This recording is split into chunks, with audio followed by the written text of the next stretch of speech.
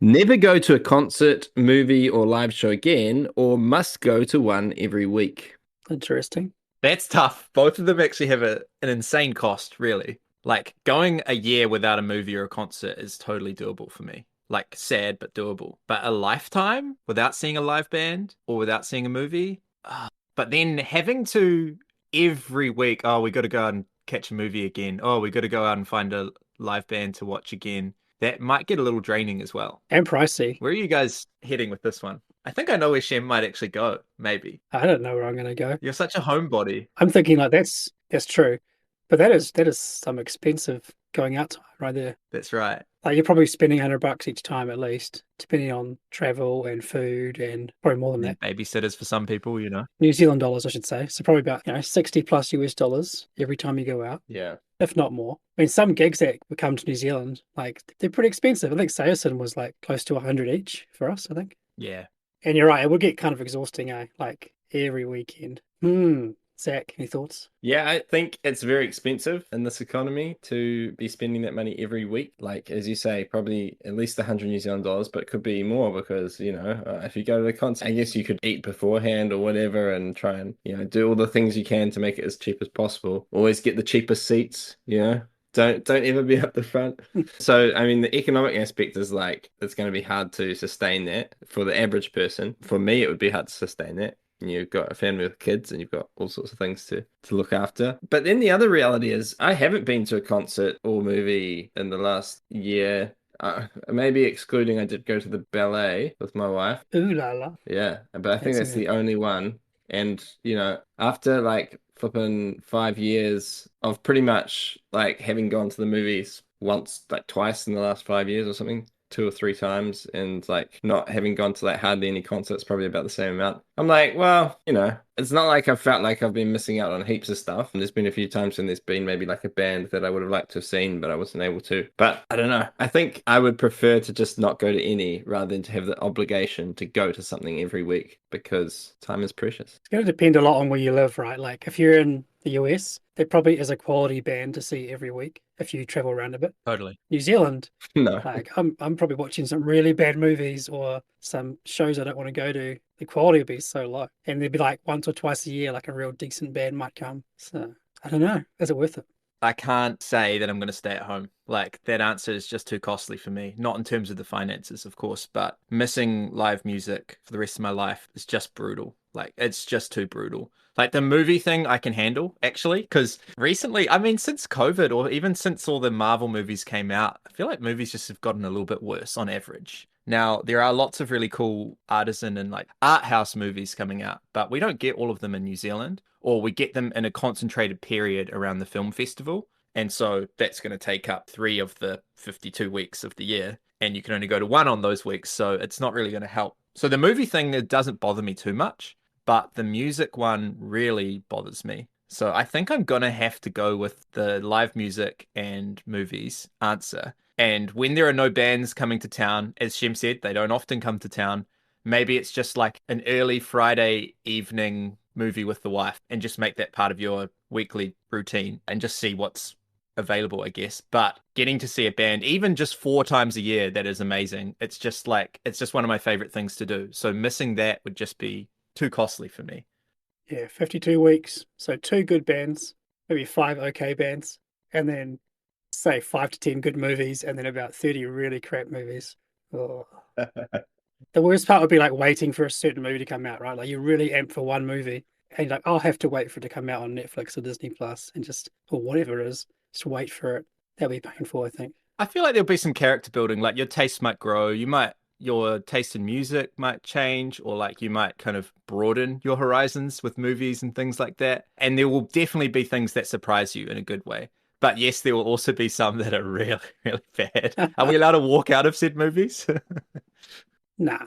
You have to watch it to the end. It's torture. Yeah, even wait to the very end to see if there's a Marvel spoiler at the end. I would stay at home, guys. Yeah, same. I mean, I don't think going to shows is even like my favorite activity to go out to do. Like, I'd much rather go to the pub, go to a pub quiz, go to a game night, go hang out with people and chat. You know, like there's so many things I think I would rather do than go to a live show. And obviously there'd be the asterisks of like if it was one of my very favorite bands or something like that, of course, then maybe that would trump it. But it's like I like a lot of really obscure bands who are never going to come to New Zealand anyway. So if I lived like, yeah, as you said, in the United States, then maybe it would be more tempting because you might actually be able to go and listen to those bands. But yeah, I'm staying at home. Out of interest, if we took the economic side of the question out completely, because I hadn't really even thought about it when I went thinking through this question, like if it was just free, does your answer change? Nah. Yeah. Yeah, but I would just prefer to do other things. Like it's just the hassle, right? Yeah, it's the hassle, but it's also like just thinking about like in my life at the moment and how many nights I could go out every week. You know, like I could probably go out 1 to 2 nights every week, and if one of them had to be going to one of those things, I'd be like, that's such a waste of time. I'd prefer to do something else. You know, like I'd prefer to go out to dinner or to go out to the pub or to go to a game night or to go to a pub quiz or go to something more like I know that concerts you go with your crew, they can be a bit social, but you are just like watching something, right? I mean, you could go to the pub and watch live bands, that kind of environment, go see jazz bands at the pub or whatever, restaurants that have a live band. And you could go by yourself, just go by yourself. I think if money wasn't a question, then I might actually do the other one. You might shift. I mean, at least it's something is in your schedule. Like, and having a family. If my kids are older now, a bit older, so having a plan for every Friday night or every Saturday morning, whatever it might be, like we would plan to go watch this thing or do this thing, would be like cool. There's something planned. Yeah, the week is not just us sitting at home, twiddling our thumbs. So maybe I'll do it. But I'm not spending that much money every week. That's ridiculous. That's totally. It's just a waste of money. So yeah, that's fair. We're split then, in a way. 2 different ways of interpreting the question. We're split. That's cool.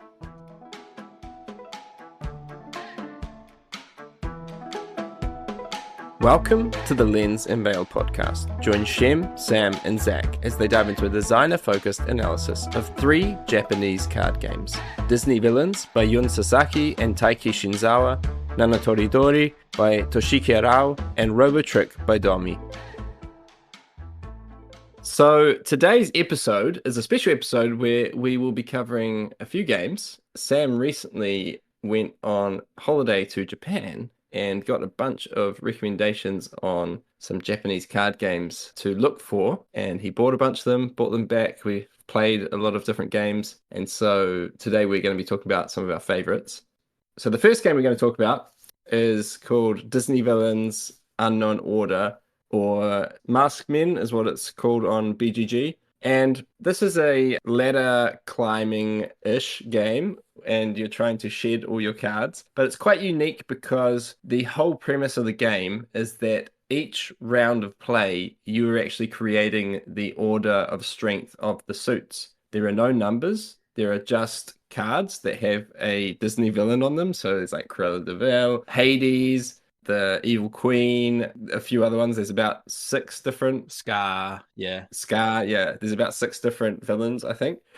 So essentially, how the game works is that you will be deciding the order of these suits and which one's stronger than the others. And so the first person who plays will play a single card. And when they play that single card, the next person must play, if there is no ranking decided, 2 cards of a different suit. And essentially, by playing 2 cards of a different suit together, that's deciding that suit, so let's just say 2 Scars, is better than 1 Maleficent. So Maleficent, you have these little tokens that show the relationship of each of the suits. And so you're going to play Scar above Maleficent. But the third player in play can then play 3 cards of Hades. And so now Hades is actually better than Scar. So you have this little relationship going on between these suits. Now, once the relationships already exist, players can just play a certain number of that card, 1, 2, or 3, and essentially you can play the same number of a better suit to win and try and shed your cards. But obviously, if you play 1 Scar and we don't know the relationship of Scar with Cruella de Vil, well, another player can play, instead of playing 1 Hades to beat Scar, you can play 2 Cruella de Vil. Now, the thing is, we don't know what Cruella's relationship to Hades is. So essentially, you create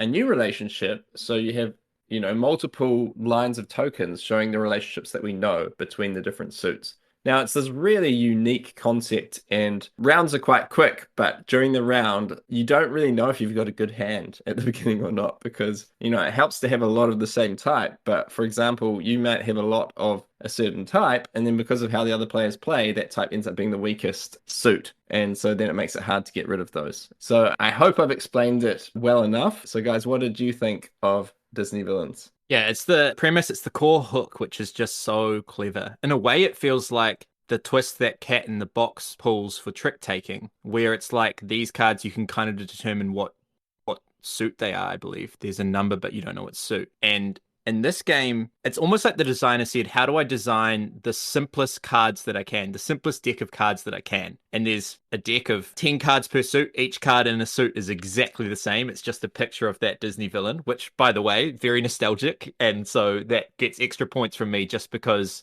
we grew up watching those movies, right? So it is kind of cool.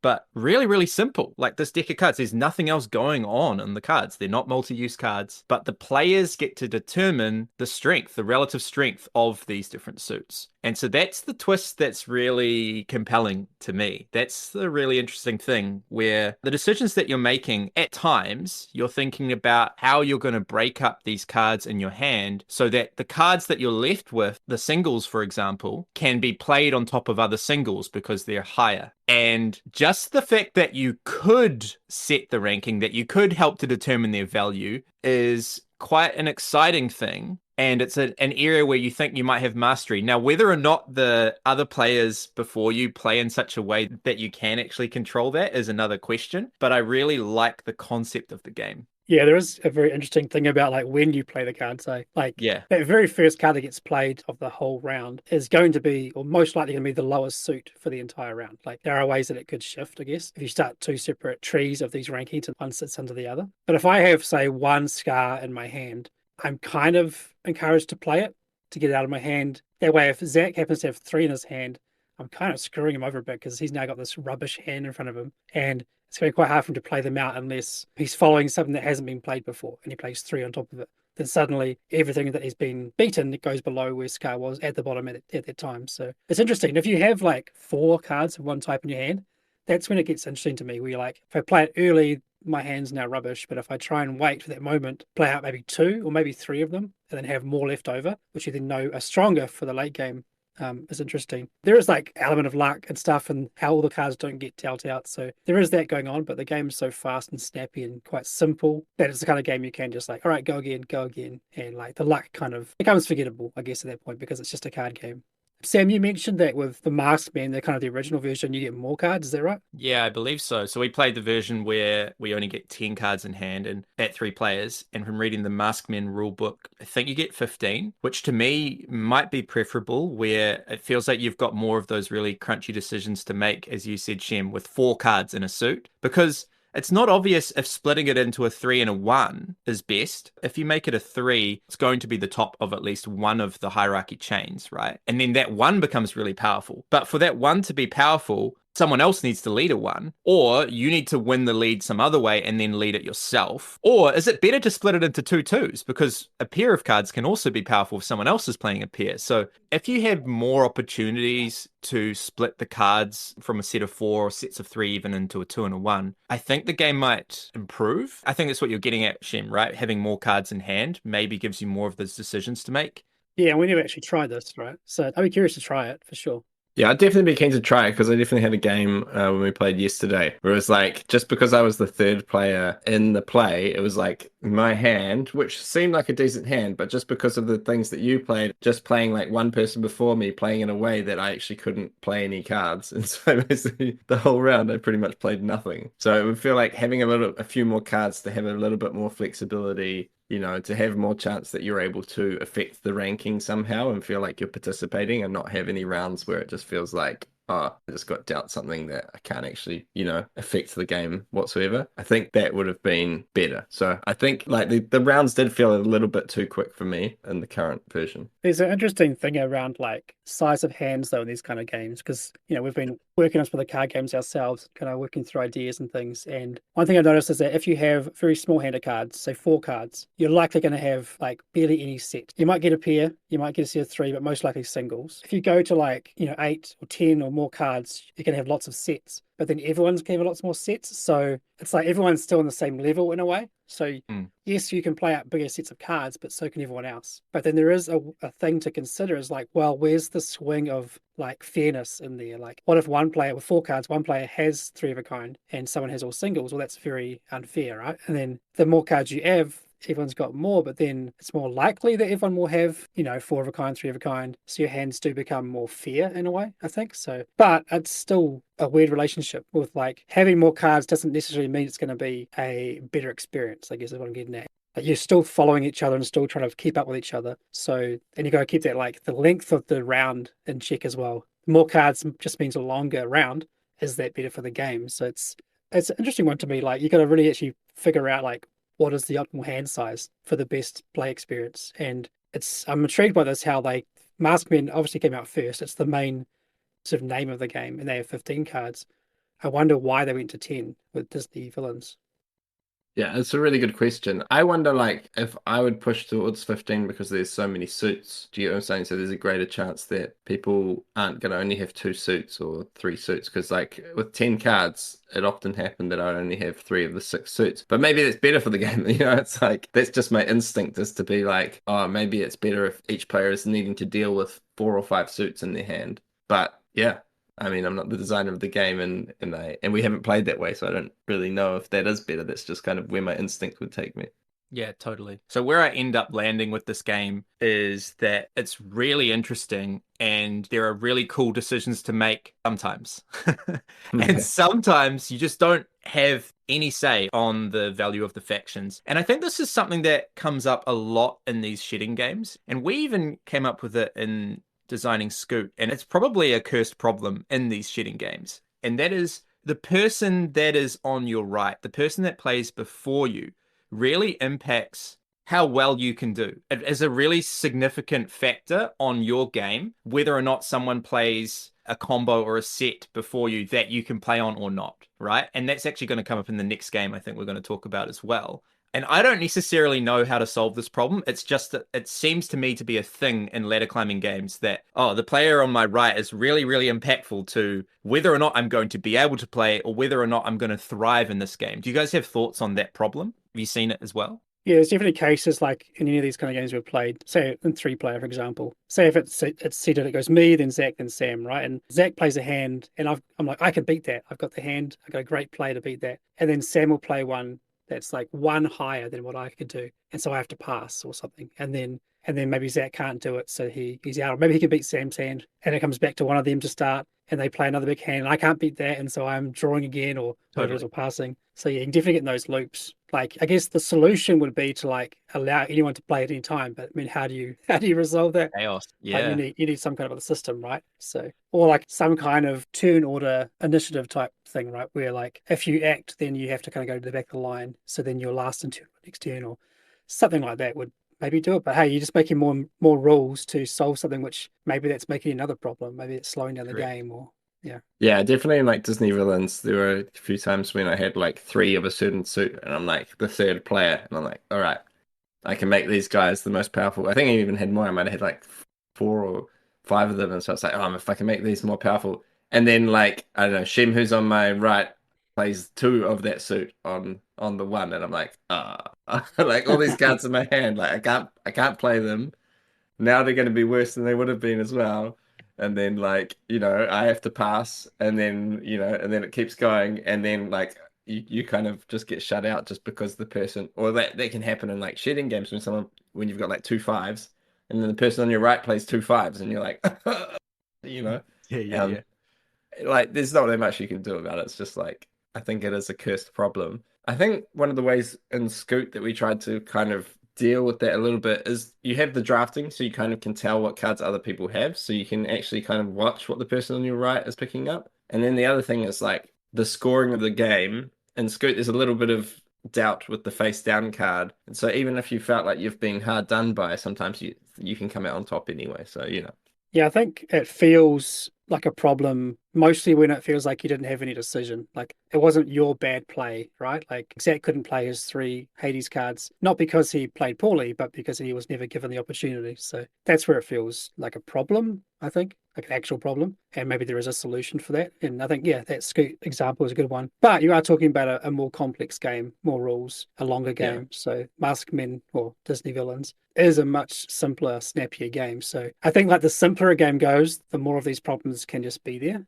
And as a designer, it's like, do you solve the problem or you just let it be a problem and make the game fast and accessible? If I'm stuck in this game for 5 minutes, not having a great time, that's fine. Like, it's actually totally fine. And in fact, there was never a time I wasn't having a great time. It was totally all good. So when we put the lens up, right, to have a look at these kinds of things, when the game is short, it's actually all good. Is the premise interesting? Is it fun? And do you want to play again? Are like better questions to ask, I suppose. And if you're designing a game like this, is the extra complexity worth the problem? Like the solution to the problem, you know? And I mean, probably tendentially we like to solve problems and solve design problems, but sometimes you need to ask yourself, is it actually worth it? Is the extra time the game takes, is the extra time to teach it, the extra complexity actually worth solving that problem? And I think in a lot of these sorts of games, the reason they are good and do well is because they didn't solve those problems and didn't add a whole bunch of extra rules, you know?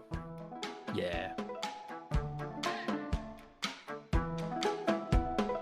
So the next game that we're going to talk about is called Nanatoridori, which I just found out translates to 7 birds. This is actually a game that was redone to a slightly different game called Hachi Train, which was then more recently redone as Django. And both those games actually have a higher rating than Nanatoridori, so maybe there's a better version of this game that we haven't played yet. But anyway, this is a ladder climbing game as well. So there are 7 birds in the game, numbered 1 through 7. There are 9 cards of each. And you can be dealt out a hand of 8 cards. And the aim of the game, or aim of the round at least, is to try and play out your cards from your hand. And the true aim of the game is to not be the last player in the round, because each player has 2 health, 2 bird tokens that they have. And if you are the last player in the round, all other players have emptied their hands, then you lose 1 life. Once one player has lost both of their life, all other players win the game. So it's a game of 1 loser and many winners. The other sort of wrinkle of this game is that when you get dealt your hand of cards, you pick them up and you can't sort them.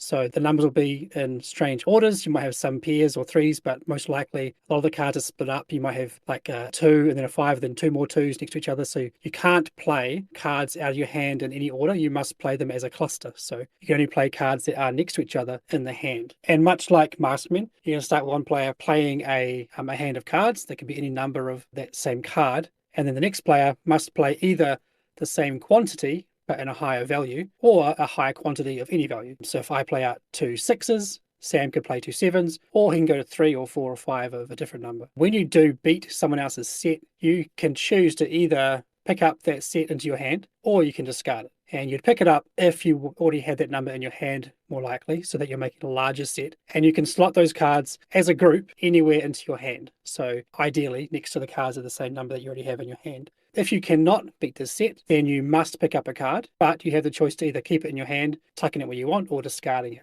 That's just going to keep going round and round with players either passing or overplaying someone else's set. If all other players cannot overplay a set, you discard that one, and that player then starts a new set. And then once they play out their last card, they're out of the round, and the other players continue until only one player is left and they lose that health. And that is really the crux of the game. With Hachi Train and Django, from what I can understand, there's actually 8 cards instead of 7, so numbers 1 through 8. And also there are some cards that have 2 numbers. Can't remember exactly what they are, but there are some cards that have split values, so they can be played as either number. But I think the rules for how you play, how you pick up, and how you pass are exactly the same. So there's just a slightly different variant there, but all 3 games are very much the same kind of game. This was quite cool, this game. I quite enjoyed the very simple kind of ladder climbing that was in the game. We did play a different variant of the game, which I think we all agree we liked more. This was basically where if you were passing, you either did nothing or you draw a card, but then you must keep it. So there's a bit of a push your luck there. And when you do overplay a set, when you beat a set, you must pick up all those cards, which made the round much longer, but you also had to consider far more like if you wanted to pass or play. So to us, I think it made it more interesting. But any other thoughts you guys want to share from the get-go? I think this game does several things really, really well with such a simple rule set. I showed it to some non-gamer friends, non-gamers, some friends that don't buy and collect board games really in Japan, and they went out and bought their own copy because they just loved that the simplicity of rules. But it is in your face. There is like a lot of interaction. A lot of non-gamers really like to beat down on other people, I've noticed. They like those moments of someone, struggling and suffering and having a laugh. No, the game isn't too mean. I'm sort of making it sound meaner than it is, but there are some elbows out moments for sure. But what I really like about the game is this idea that your hand starts like a mess. It's disordered, right? And by the end, your hand becomes orderly and beautiful because you're removing cards so that your pairs will line up, right? But also there's this idea that your hand should get bigger in order for it to get smaller. Like if you don't pick up any cards for a while, you're never going to get to those sets of 3, 4, 5 that the rest of the table are going to get to. And so it's this weird idea for a shedding game that actually you want your hand to get bigger so that you could then win, discard those cards and go again. And it's a lovely idea of going from disorder to order and going from semi-small hand to a bigger hand to then a small hand again and out. Yeah, and there's some interesting decisions, right? Because you might have like 3 6s that are divided by like a 7 in the middle, and then someone plays a single 7, and you're like, oh, should I actually beat this so then I can have a pair of 7s? And then it might be easier to play out that 7 to then unite my 6s, but then I'm going to have to wait longer to have my trips, So it's like there's a lot of interesting decisions about taking those cards, where to slot them in, etc. Like sometimes I would just take a pair and just put it on the side because I'm like, I'm not going to mess up anything that I've got on the side, but I actually want to have another pair of cards, which seems weird because you're picking up cards when you're trying to shed them. But sometimes, a pair of 6s look pretty nice, You might be quite likely to keep playing with that. There was sort of that cursed problem we talked about just before. I felt like in this game we noticed some of that, especially in 3-player, where just because you're picking up cards when you beat them, if you got into that cycle that 2 of the players could just keep playing, they were getting better hands, bigger hands, and then the other player was just like picking up random cards from the deck, potentially getting a better hand, but also potentially getting a worse hand. So yeah, I imagine that's less of a problem at higher player counts, but because we played at 3, that was quite noticeable. The other thing to talk about, which Zach, you sort of alluded to with your example with the 7, which I find really lovely in this game, is say you've got a hand with a bunch of singles and you might have one good set, you might have a trip. The interesting thing is when someone else plays, whether or not, if you can win with your trip, whether or not you should. Because there's an idea here as a player that you want to use your good sets to pick up slightly worse sets that will make good sets. And so if there's a pair of 4s on the table and I've got trip 6 and I've got no other doubles or triples, right? Well, playing those triple 6s is good if I've got 4, if I've got at least 1 4, maybe 2 4s, that's great. But if I don't, do I really want to win that? Because I've turned my best set, which is capable of picking up another set that's going to improve my hand, and I've got rid of that, but now I've got no sets that are capable really of picking up something good and improving my hand again. So this idea that like you're trying to leverage your good stuff to pick up stuff that's a little bit worse, but that's keeping your hand strong. And I really, really like that. And like sometimes you will pass, actually quite often in this game, which is really lovely. You'll pass even if you can play because you know that there's an opportunity cost that I've missed to make my hand better. So I'm going to save this. But the problem with passing is that sometimes you have that problem with 3-player that the other 2 are just getting richer, right? I pass and then Shem can overtake it and takes those cards which are really beneficial to his hand. So that just makes me actually respect the strategy in the game more. Maybe I shouldn't be passing as often as I do, but I do like that idea that sometimes you want to pass and you need to leverage your good stuff to keep your hand being good. Yeah, I feel like that dynamic was even more noticeable in the variant that we played where you were forced to pick up the cards that you overtake, right? Because then it was like you could have your hand like super set up to go out or whatever, but it's like, oh, actually, if I pick up a pair of 4s, like how am I going to get rid of those? So, then do I pass? And then do I risk picking up a card? And so I felt like it made those decisions even stronger, if you get what I'm saying, those like cool, strategic, tactical decisions, whatever you want to call them. So I think that's why, personally, I liked the variant version more, like the house rule version more, was because it even strengthened those dynamics that you're talking about, Sam.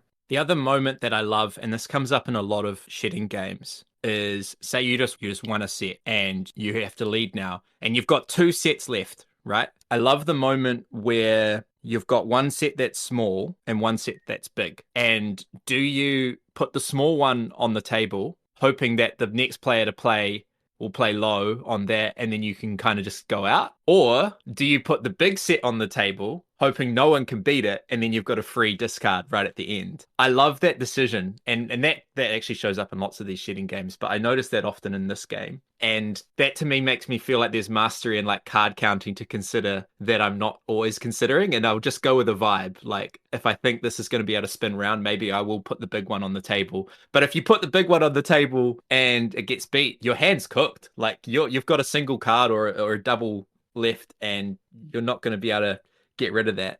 Yeah, I had a moment of that with a different game where I thought I was so confident. I had like a set of 3 in my hand and thought, I saw my daughter had a hand of 4. It's like, no way she can beat my set of 3. Okay, play my 1 first and hope for it to come round, but I'll just play my 3. And then like, she can't beat that. And then she just drops like a set of 4. Like, where the hell did that come from?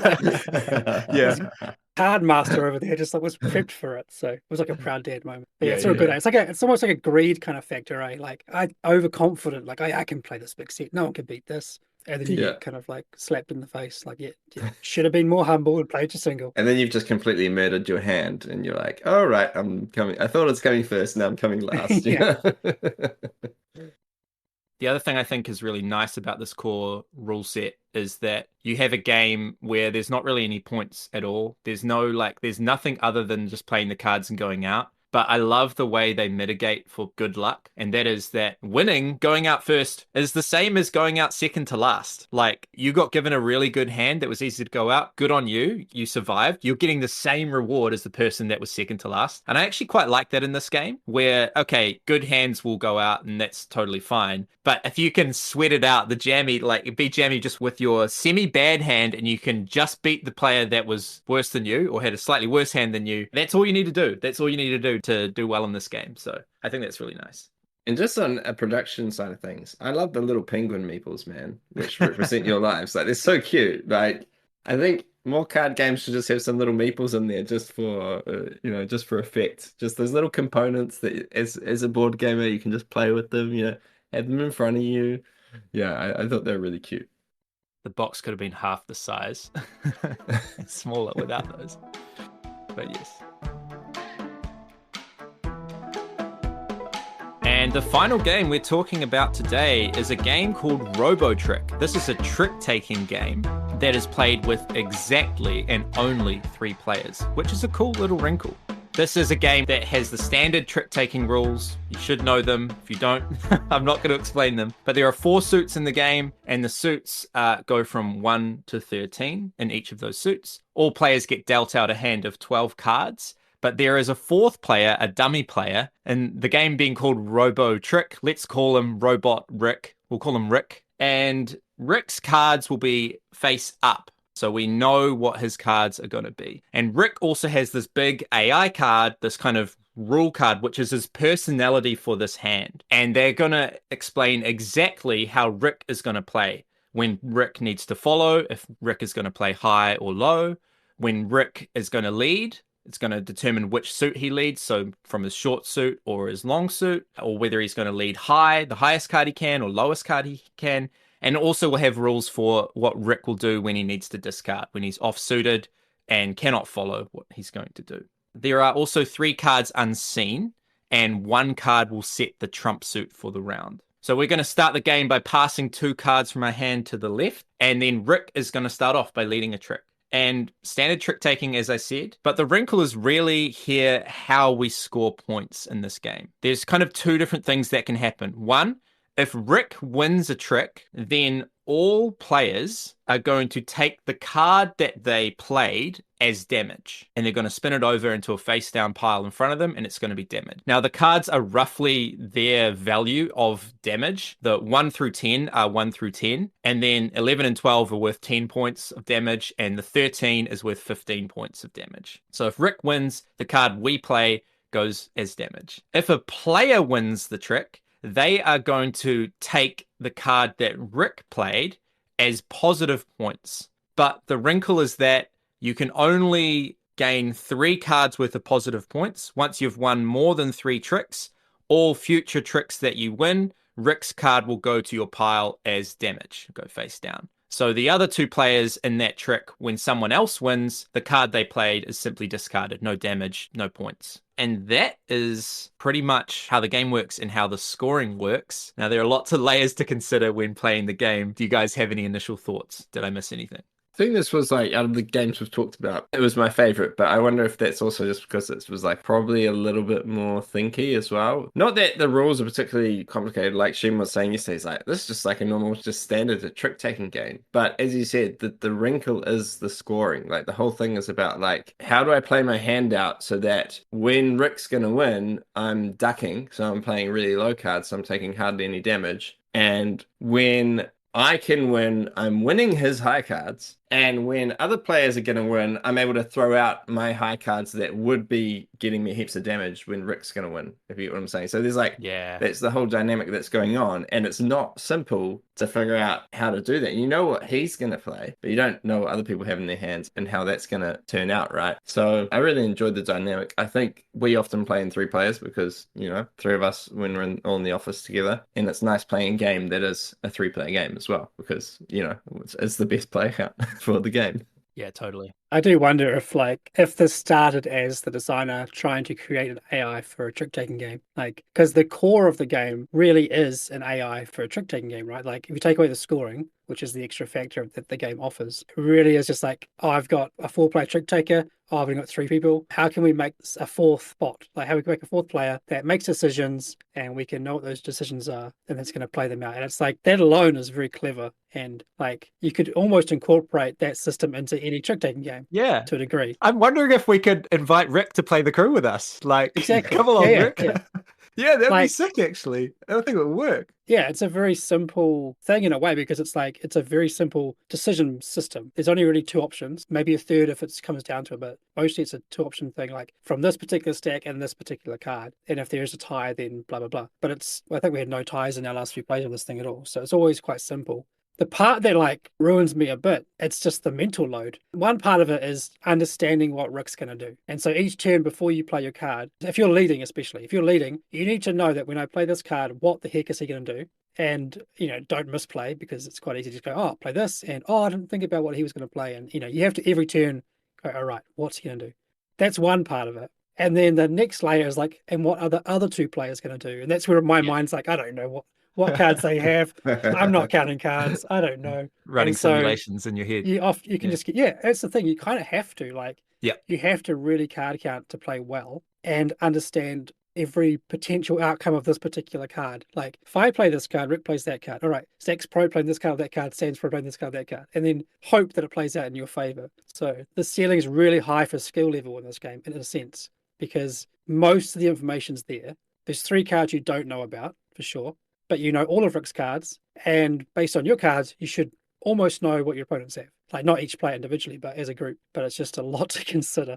Yeah, and I think in that way, it is really a game for those people who love classic trick-taking games like your Bridge, which Sam plays, or 500, or, these sorts of classic trick-taking games. Because in those games, you really, you should be trying to card count to some extent and figure out what people have. In this game, usually you only know what you've got in your hand, right? In this game, you know 2 of the hands, which is already a lot more than you usually know. And then you also pass 2 cards at the beginning. So you also know 2 more cards that the person on your left has. So you've actually got quite a lot of information. Yeah. But as you say, Shem, it is a big job to still figure out.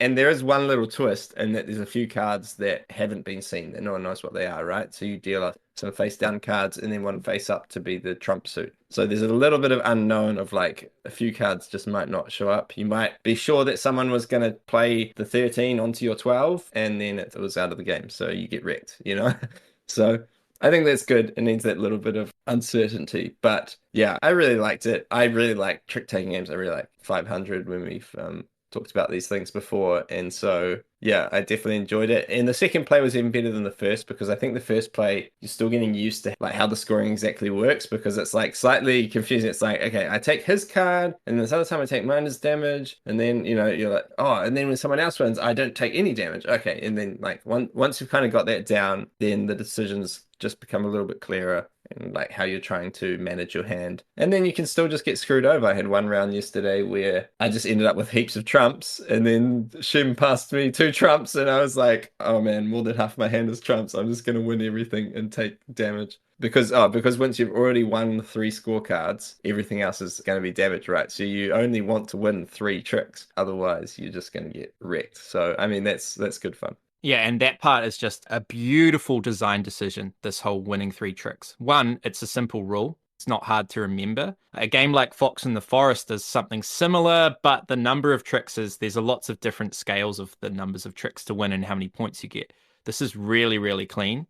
And it means that each hand is a dance. Each hand is very dynamic and different from the other one, not only because Rick has a different personality each time, but also because of the hand that you've got and that other people have. And you get the joy of the 2 main types of trick-taking games, both in the one game. You get the joy of avoidance in games like Rebel Princess and Hearts, where you're trying to duck and you're trying to not win tricks at certain points. One, when Rick's going to win, but also when you've won too many, right? You're playing that avoidance game. But you also get the joy of trying to win tricks and card count and all that sort of stuff with, like you see in Bridge and 500 and Euchre and those sorts of games. So I love this dance. And I love this core decision and this whole decision space around Rick that we're thinking through. You're kind of running the simulation in your head. Okay, let's say, for example, Rick plays a high card. We've got to ask ourselves some questions. Is Rick going to win this? If Rick's going to win this because it's high, then I need to play low because it's going to be damage. But then I need to ask myself another question. Actually, can I beat him? If I'm playing high and someone else can beat that, then am I wasting a good card that I really want to save to try and win this trick? Well, if I can beat him, I'm going to because it's good points. But I don't want to waste this card, so you're thinking about that. And if I'm certain that because it's a high card that someone else will beat him, then I want to discard. And then even this decision around discarding is interesting. Like, I want to discard high if I've got a really bad hand that's got a lot of high cards.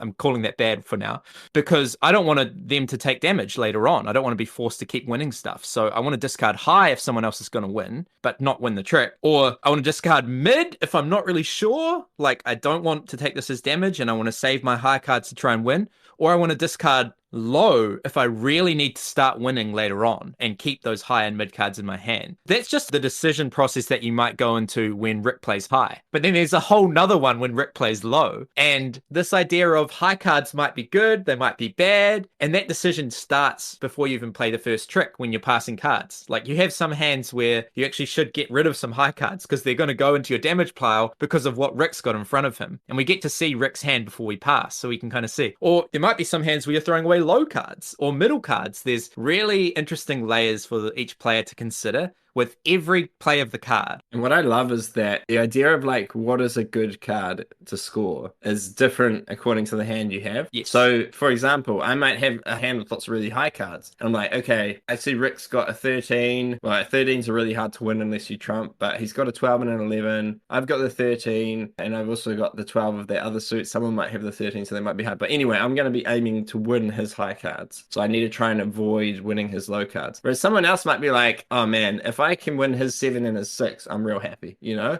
Just completely different objectives for what you're going to try and win. And so that makes it really interesting, because sometimes you're like, okay, Rick's going to win, I need to duck this. And in reality, someone else is like, actually, I'll take that 7. Yeah, I like that. And they, you know, they go and win it. And you're like, oh, actually, I could have discarded a higher card there, you know, like, so it's good fun, like just the different dynamics and the different kind of, everyone is making up the value of what they think is good and what they think is bad in their head as well, based on what they have in their head. It's interesting too how like the deck of cards is essentially a standard deck of cards, 1 through 13 of 4 colors, right?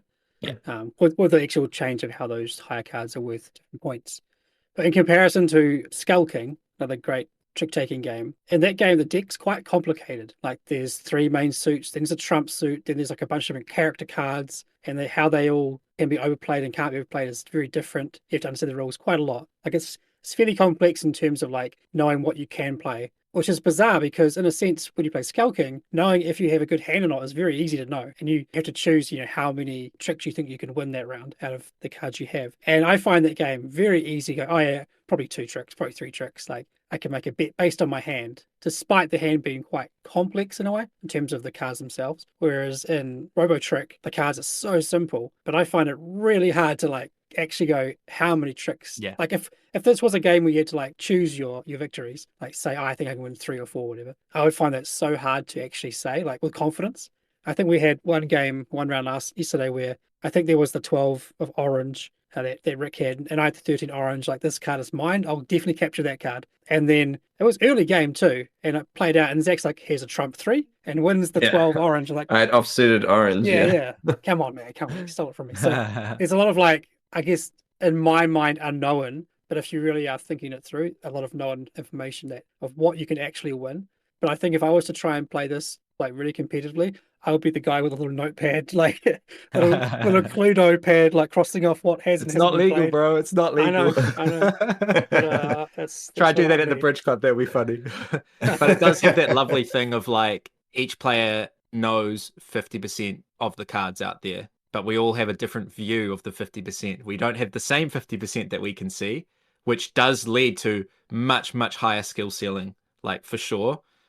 Which is a good or a bad thing. Maybe it's not what you want in a card game. Like maybe the card games that a lot of people are going for are light and breezy and fun, and not a game they want to play over and over and over again and try and get really sweaty and really good. So it just depends what people are looking for. Like the last thing I'll say about Rick himself is like that I think is kind of funny is that at times Rick feels like your partner and you're playing against the other 2 people. But at times he feels like your opponent, and the 3 of them are out to get you. And I really like that as well. I think that's quite cool.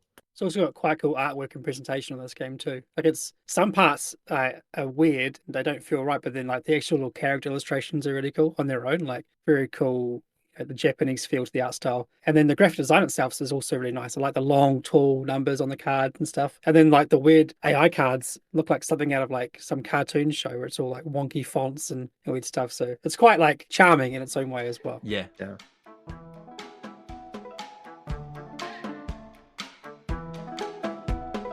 We hope you've enjoyed our discussion about these card games, but we'd love to hear from you. Jump on the Garphill Games Discord and let us know in the podcast channel if you've played them and what you thought. Are there any other little card games you love that you'd like us to discuss in a future episode?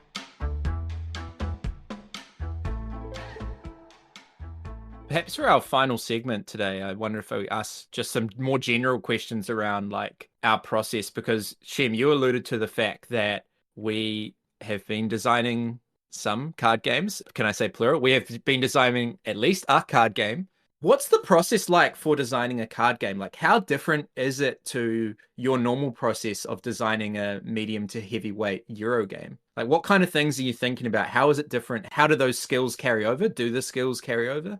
Yeah, I think like for me as a designer, I've got kind of 2 spaces I operate in. So one is puzzles. You've got games like Noctiluca, Shelfie Stacker, my Strawberry Shortcake game that came out recently. Oh, yes, That's probably like my magnum opus of board game design right there. And then I've got the bigger resource management games, I'll put it that way. So games that have a lot of moving parts and economies and things to handle and engine building and stuff. So I like playing in both those kind of playgrounds as far as design goes. With the smaller games, the more puzzle games, as I call them, more card games in this situation, it's just like finding a fun little twist, I think and that twist is the entire game. Like, whereas for a big resource Euro game, it's like many twists, like many things that lead to a new experience, hopefully. Or you're trying to use systems that create a certain feeling or present a certain theme really well.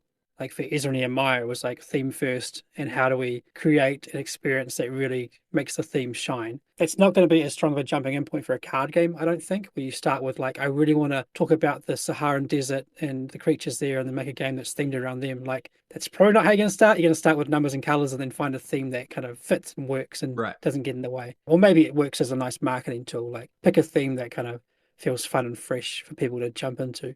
But yeah, for me, it's like most of the time it's numbers and colors, and trying to, in most cases, figure out a cool way of doing hand management or tableau management if you're playing cards down, that kind of thing. And also, I will say, I think most of the time there's probably more interaction than I would add into a game than normal. So I think because of the simpler system, you do have to rely more, just to start with, on the interaction. This is just me as a designer, because when I design big resource heavy games, I'm more thinking about the player's personal puzzle and what they're managing and how they're using their brain and hurting their brain trying to figure out stuff and optimizing their turns. Whereas in this, it's more about like, what have I got in my hand? What do they have in their hand? What's the best move? So it's a kind of a different play area for me when I design. For some designers, I'm guessing that's the same. Like they design with the same space. Like I try and make all my games interactive in that way, like from the get-go. But for me, it's quite different.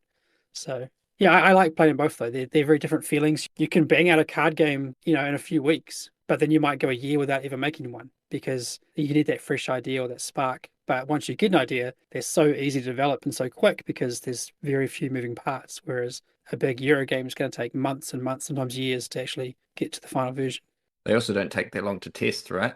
Yeah, you can that's a go massive downstairs factor. and test it 5 times in a row or something. You're not going to do with a trilogy game or something that might take an hour to 2 hours to play. I mean, to be honest, we did test Architects like 4 or 5 times in a row, but it takes all day. Whereas like in an hour, you can probably test the game 5 times, or you can test it twice, make some changes, test it again another 2 times in that same day. So it's just like the practical side of things. I think it's a lot quicker to develop a card game just in terms of like it's a shorter game to play and it's easier to make changes because it's a smaller game. It's easier to reprint out those new cards because there's less cards and components than a big game. So yeah. I also quite like having just the restriction there as well. Like with Scoot, like we've kind of picked this box size for Scoot, and I think it's about 160 cards in a rule book, and that's what we're going with. And so if we do any of the future games that have that same kind of footprint, then it's the same box size. So suddenly we're like, oh, we're restricted to like what can fit in that box in a good way, because it's so easy to add more and more and more to a game and have more moving parts and more boards and more things. But can we,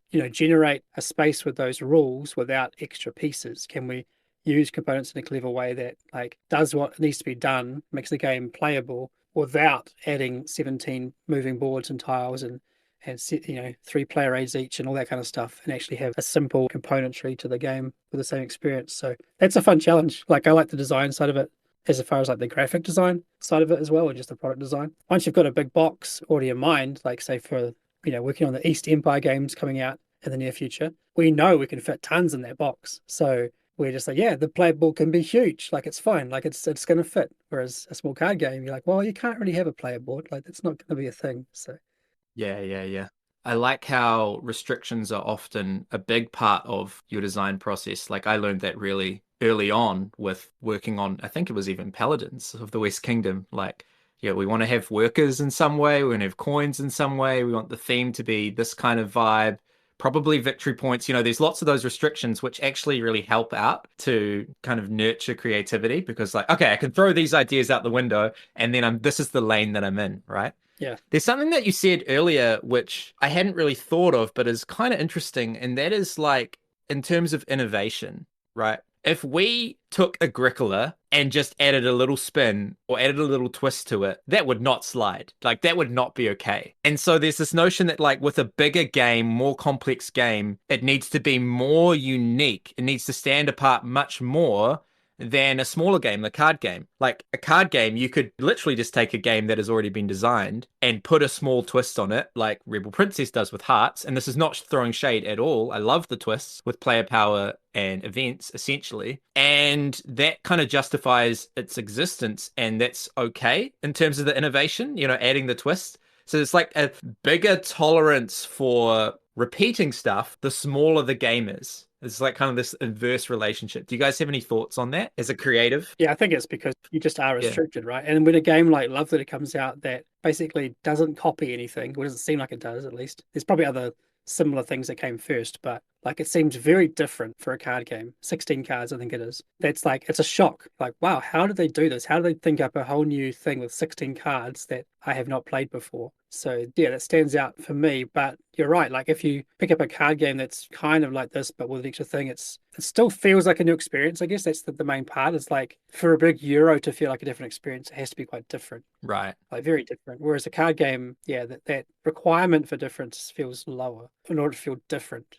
I mean, even like with Nanatoridori, the 2 versions we played, the box rules versus the house rules, they felt quite different. Right. They feel like almost like 2 games, but obviously not enough of a difference. But the fact that there's basically 3 games that are the same with Hachi Train and Django, I think those two games are the same game. But say Django versus Nanatoridori, the only twist is there's one more suit, and some cards have two numbers. That's the only difference. But they exist. There's two different games. So yeah. I think we have to consider the fun factor as well. It's like if you take a game that's, very popular, well played, and you make it more fun, or at least for yourself, right? And it's like, well, I would actually rather play this than that other game. So then it's got a right to exist, if you get what I'm saying. Like, have you made the experience better? Yeah. So that innovation where it's like only changing a little bit, but if it improves, I think then it has a right to exist, if you get what I'm saying. It's like, if you're not improving, if you make it worse, then it feels sort of kind of like bad that has been made and trying to get people's money for selling a product that isn't actually, I don't know, improving on anything. But if it's actually improved and it's made it more fun, at least for a group of people, then I think it can exist. It's got a right to be its own game. So I guess like in the middle zone, you got a game like Machikoro, which is in very much influenced Valeria Car Kingdoms and Space, is it called? Yeah, and there's others as well. So in like that genre as well. Yeah. they feel very close. Like if you actually drop them down and find the differences, there's probably quite a few differences, especially in just like complexity and game length and stuff. But like they are using a system that shined in Machikoro. The game itself, wasn't amazing, but the core system of the dice rolling for resource generation, which I guess you could say comes from Catan, probably. Catan, yeah.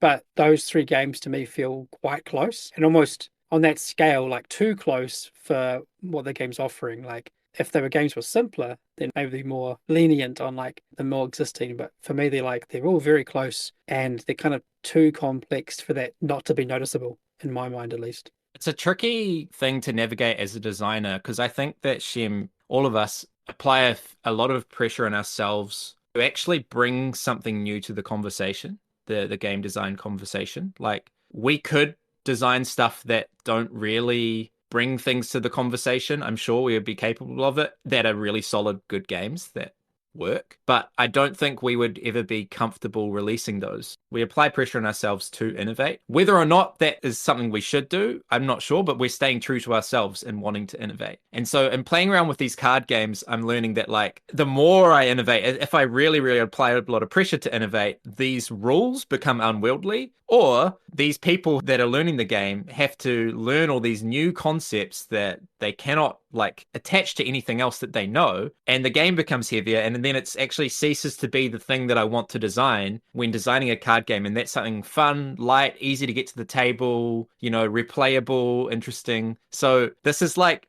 been a bit of learning for me, I guess, as a designer about this idea of innovation and sort of how much should each game be offering to the game design conversation, and how much pressure should you put on yourself to innovate based on the size of the game, based on the scope of the game, and the learnability of the game, I guess.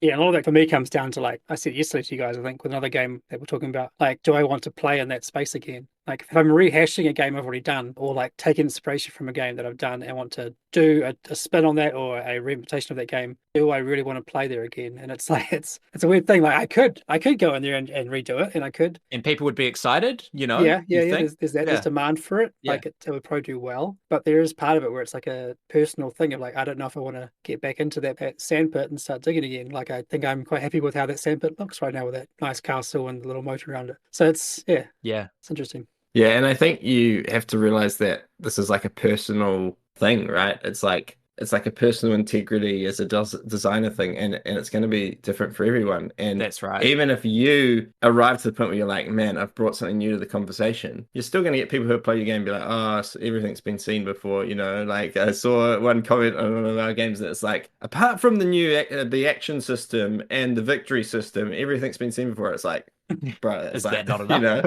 It's like the action system, like how you take actions, how you win the game is new. Like, isn't that not enough for you?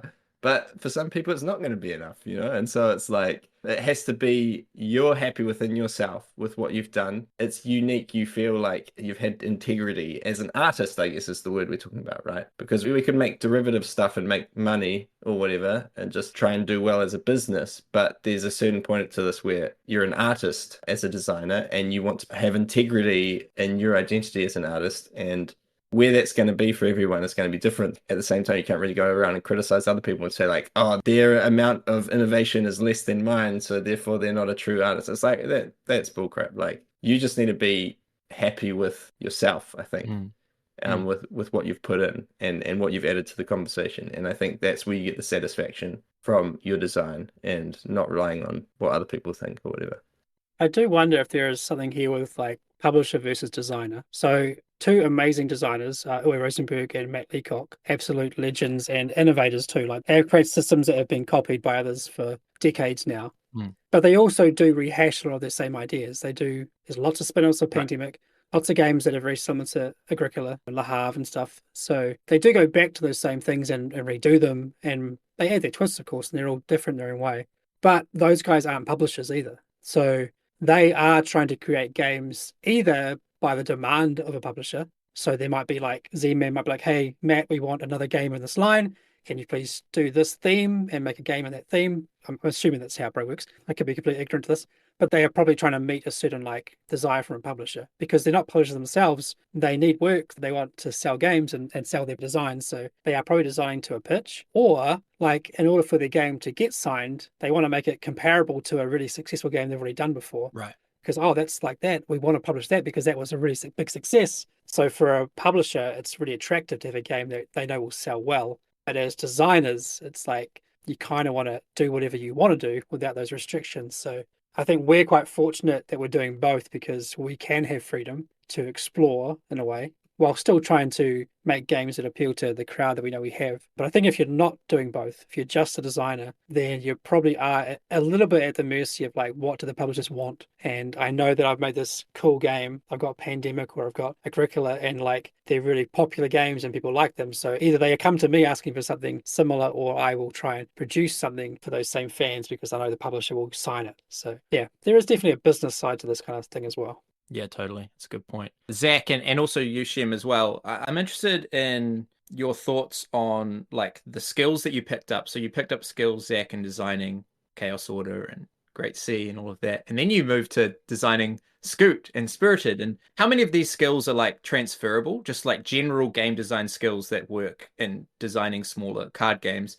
Or were there also like new things that you have to learn, new skills you have to pick up in designing lighter games? I think it's like the skills that are transferable isn't so much like, well, I guess like a bit of mechanics and numbers and all that stuff's there, but I think it's more about thinking about decision spaces and like thinking about like how you want players to feel and like what you're wanting the game to feel like. I think like that sort of stuff is transferable probably to any sort of design that you make, where it's kind of like the meta. It's like taking a step back and being like, well, what does this game want to accomplish? What does it want to make people feel like, etc. Then it's easier to go back in and figure out exactly what the mechanics are going to be to get that result, and then you can keep testing it and changing stuff until you get that result, right? So I don't know, at least for me, that's kind of where I see the transferable skills being. That's good. I think that card games would feel more intuitive to design, I'd assume, for a new designer or newer designer. If you've played card games previously, any kind of rummy kind of style game or poker style game, trick taker, growing up, then you're just going to know how those games work inherently. Like you're going to understand cards and a standard deck of cards as well, especially. So it's going to be less intimidating to jump in, I think, as a designer. So talking about transfer, like a lot of that knowledge is from your childhood. Like you understand that there's 13 cards in in each suit, and how suits work and how runs work and how sets work. It's kind of already there. Whereas like Zach being thrown into Chaos Order from the start, that's a beast of a game and so much going on with nothing standard, if it makes sense. Like there's nothing like, oh yeah, because those are 52 cards. Like that's not there to latch onto as a thing. So I would assume that was a much bigger stretching process than Scoot or Spirited. Yeah. But I think it would trickle down. Like all that stuff from Chaos Order would apply because you've learnt how to develop, how to test, how to look for problems, how to find solutions. So 100%. that part's there, right? But I think coming up with a fresh idea is probably the hardest part for a card game. Yeah. And that jumping in point. Then once you get it, it's not that much work to take the good idea and refine it. And the challenge there is just like not losing sight of making it a small box game, not going too big. True. Yeah. Not obsessing over the small balance issues, like the things we talked about with Nanatoridori and with seating order and things like that. Actually, what would maybe be a problem if this game was 2 hours and a heavy game that, people really care about their score, maybe this isn't as big a problem for this game. So giving yourself permission to not solve every single problem if the core mechanic shines and the game is fun. As weird as that sounds for me as a designer who wants to fix every problem.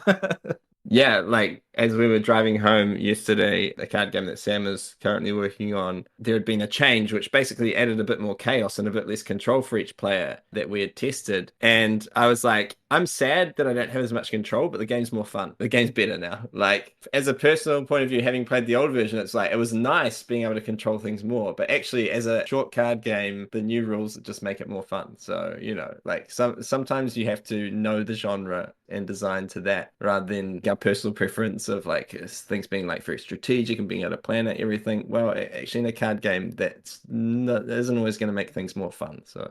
Yeah. A bit of chaos is good too. I mean, like in that particular game, I think I was always the weakest player because you guys are card sharks. And then you add some chaos, and suddenly I did all right. Yeah, you quite did really well. I think you fixed the game, Sam. Nice. Oh, that's good. I'm learning, guys. I'm learning to not solve every problem. It's really great for stretching you, designing different styles of games. Not that I think every designer should do that. I think it is right for people to pick a lane, and if they're really good at that thing, keep doing that. Like if you're a hip hop artist, keep making hip hop albums. But just as like a way to grow as a designer, trying to design other things, maybe not even to try and get them published, but designing in different spaces, you will pick up things. You will have new lessons to learn, I think.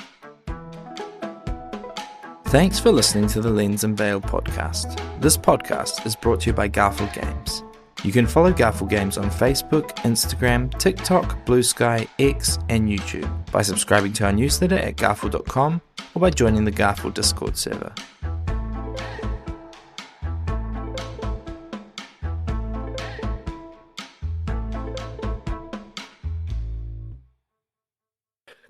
And sorry. I just need to blow my nose in a minute. It's me editing it out. Keep it in. Prime listening. Oh yeah. That's What else we got? We got Maleficent, and the underwater guy, lady, Ursula. What's that? First one, guy, lady. All right. Keep singing.